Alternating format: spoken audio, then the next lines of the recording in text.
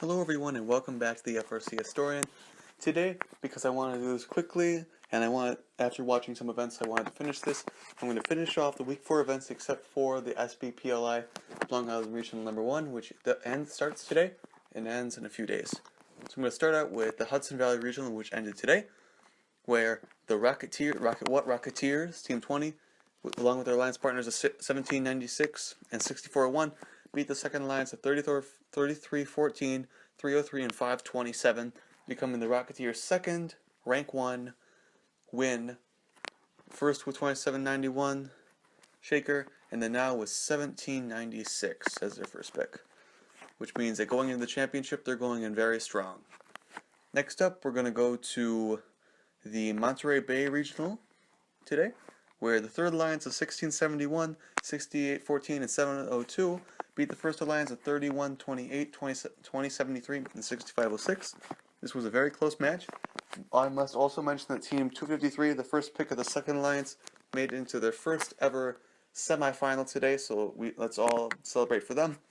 And the third alliance upset in the first in a 2-1 score with one match each of the going in the finals, and then the third alliance closing out in the finals.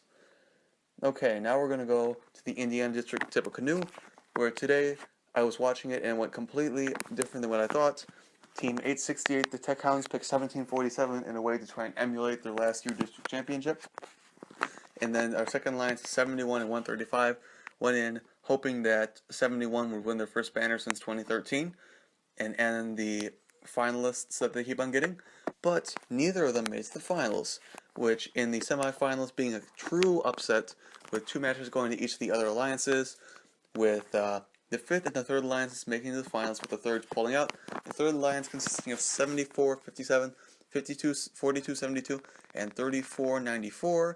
And if I am not mistaken, 74-57 is one of, if not what I think, the only rookie team to captain a winning alliance. And then Team 1720, 461, and 6498 of the fifth alliance made it into the finals, and then actually won the second match of the three, actually getting disqualified in the first. And had they not been disqualified, I want to say it would have been a lot closer. And if we check the score, had the alliance not been disqualified, they would have won overall. One interesting thing that happened in here was that there were many matches where there were red cards, with 3 disqualifications through elims, and many matches where in finals match 3 of this event, both alliances had yellow cards and were 1 card away from losing the competition. Now we're going to move over to the Greater Boston event in New England, where the first alliance of 125, 5687, and 13007 won against 4909, 1768, and 6763. This was a great event for the Neutrons, 125. And overall, it was just a nice rank 1 win, which there was not a lot of Week 4, especially with what I talked about in the early Week 4. Now back to New England with the Western New England event, 2019, with the first alliance of 176, 195, and 6328 won against 178, 3461, as well as 7869 of the third alliance, making another trend in which the third alliance made it all the way to the finals, upsetting the second. So for 195, the Cyber Knights, 176, and 6328, they had a nice event, with a true bracket all the way through for them. What I consider true bracket is when you win both matches.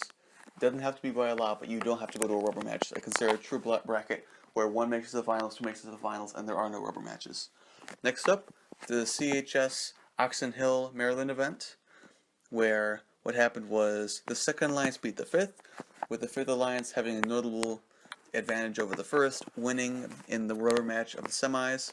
Also there being another rubber match in the semis, where the second alliance came on top, and then in the end, in the rubber match, the second alliance won. The second alliance won with 77, which for them was a high score. And then after that, they overall had a hard time making it to the finals and winning it, but they did, giving 6-12, 14-18, and 65-43 into their district championship. Next up, in the FNC District UNH Asheville event in North Carolina District, where the first alliance of 5190, 2655, and 26-40, beat the second alliance at 31-96 and 68-94,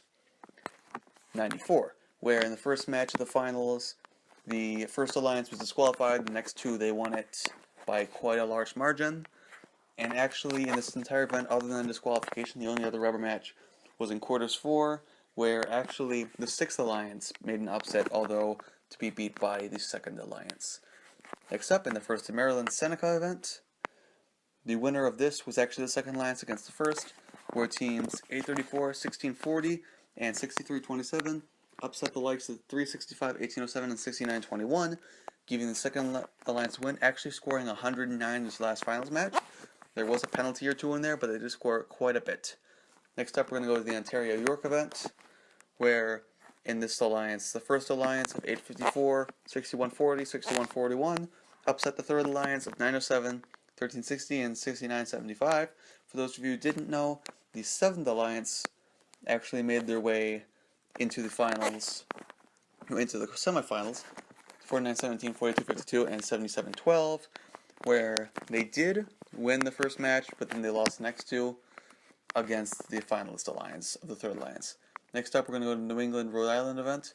This was an event that I watched a little bit of today, where we got to see the first alliance make all the way finals and win against the second. One thing that you did not know is that in the quarterfinals, the first alliance actually lost to the eighth alliance by 1 point in the second match, and then after that came back to win it. When the second alliance won, went to a rubber match in the finals, and then beat out the second alliance, who had to call upon a backup bot. So for those of you who didn't know so far, pulling out a backup bot has been problematic for most alliances. You can have a really good backup bot, then you have to change up your strategy. And I want to say there's 2 cases so far where a backup bot has won an event for their alliance. Next up, the first in Texas Del Rio event. I watched this event for all of the quarters and then semis because I was very excited when Team 1477 Texas Torque picked 5892. I thought that was going to be a very good powerhouse alliance between the two teams. And then what happened was they won the quarterfinals and then lost the semis as one of their robots was dead in the second match, making it very hard for them to come back. And then what happened was the second alliance won, and the second alliance won all against the fourth, consisting of teams 6377, 7521, and 7088 against the fourth alliance 1817, 6800, and 6315, giving 6377, 7521, and 7088 a well-needed boost in the district points.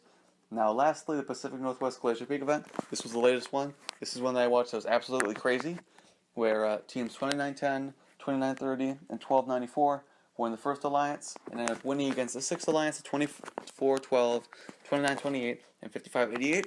So in finals 1, what happened was 1294 actually died on the platform zone, the HAB zone, of the sixth alliance. And what happened was all 3 robots came into contact with them, and one of the robots made it up onto the top level but could not raise their carriage in time. And what happened was the refs had to debate about it, and rather than giving all 3 robots the 12 points for climbing all the way up, they gave it to just the one robot who had failed to climb, giving the Blue Alliance a win by 1 point. In the second match, the Blue Alliance robot, 2412, died, and because they died, the Red Alliance took up in score. For those of you who didn't watch this, the Blue Alliance had a phenomenal defense robot. The Red Alliance had a phenomenal defense robot. But 2910, last year's world finalist, and 2930 played exceptionally well. Second match putting up 80 points on the board. And in the third final match, all robots played, and the Red Alliance just outplayed the Blue Alliance, granting 2910, 2930, and 1294 a win. And I'm really looking forward to watch the Pacific Northwest District Championship after this, because there was some great play in this event. Thank you all for listening. Looking forward to Week 5. There'll be many teams competing. We're going to see the hot team come back to East Kentwood, ready for a win. Strike Force going to East Kentwood, ready for a win, as well as many other teams gunning for either another win or to try and win for the first time, trying to cleanse their way either to the championship or to their district championship. Thank you for listening, and I'll cover more content soon.